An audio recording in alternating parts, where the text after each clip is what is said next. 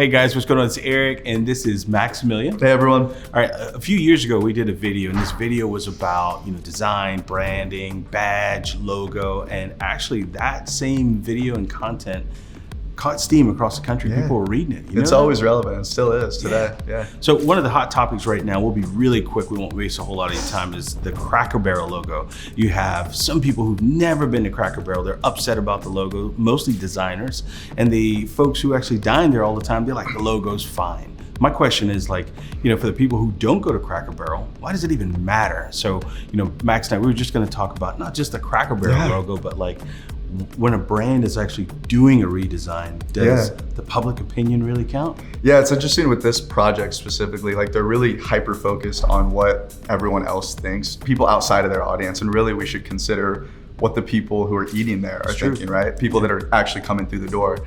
And I think we focused on this a couple years ago in our previous discussion about we got logo and identity, and people seem to focus very heavily on the logo, and really that's not the point of the whole rebrand or the refresh, right?